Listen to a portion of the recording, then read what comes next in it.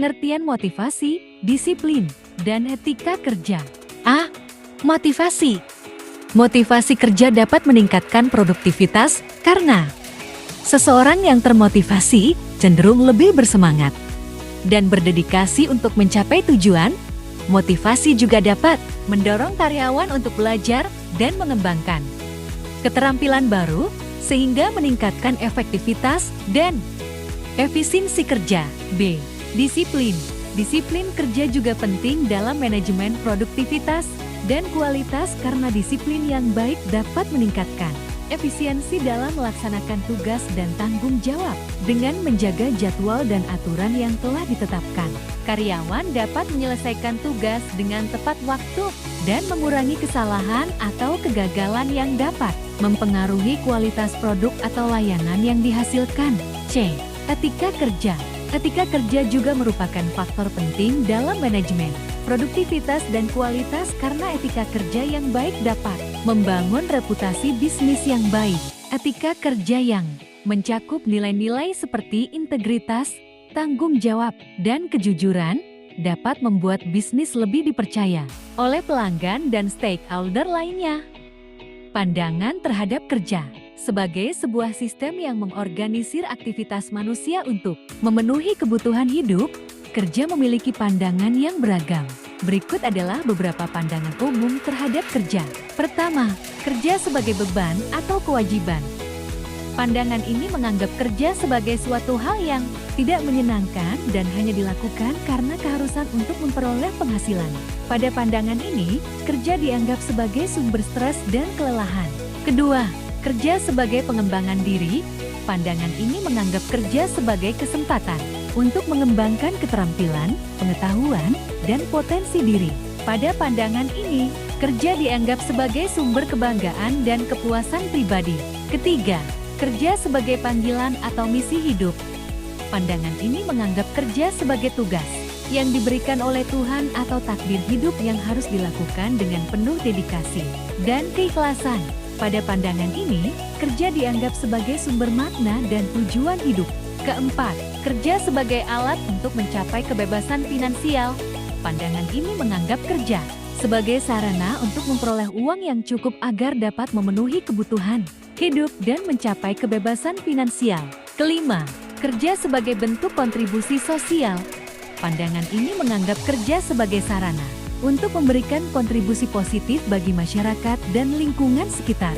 Pada pandangan ini, kerja dianggap sebagai sumber kebanggaan dan penghargaan sosial. Perlunya motivasi kerja. Karyawan dalam proses produksi adalah sebagai manusia individu, sudah barang. Tentu memiliki identifikasi tersendiri antara lain. A. Tabiat atau watak. B. Sikap perilaku atau penampilan. C. Kebutuhan. D. Keinginan. E. Cita-cita atau kepentingan lainnya.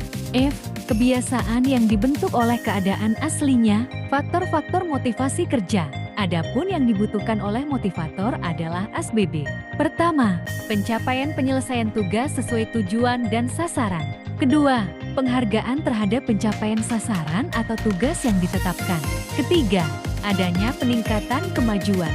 Keempat, adanya tanggung jawab. Kelima, supervisi, hubungan impersonal, kondisi kerja dan keamanan kerja, serta status yang jelas. Keenam, gaji atau upah yang adil dan layak. Ketujuh, sifat dan ruang lingkup pekerjaan itu sendiri. Pekerjaan yang menarik dan memberi harapan. Usaha-usaha peningkatan motivasi kerja.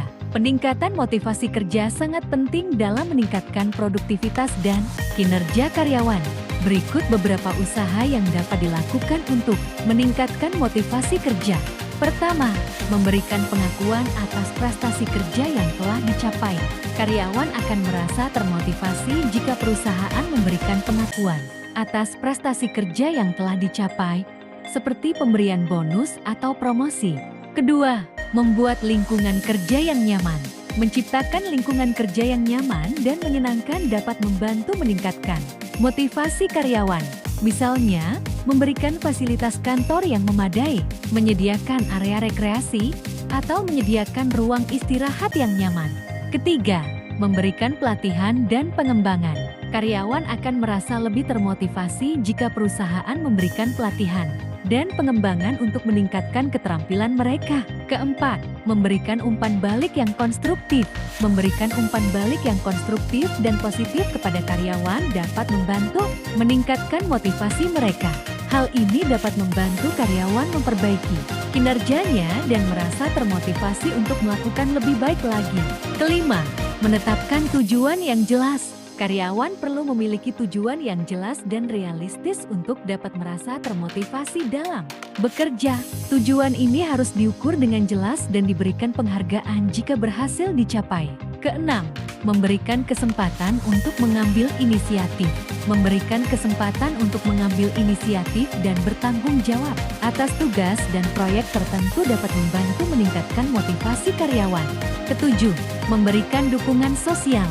Memberikan dukungan sosial kepada karyawan dapat membantu meningkatkan motivasi mereka. Misalnya, memberikan dukungan emosional, dukungan dalam bekerja, atau memberikan bantuan dalam menyelesaikan tugas-tugas yang sulit.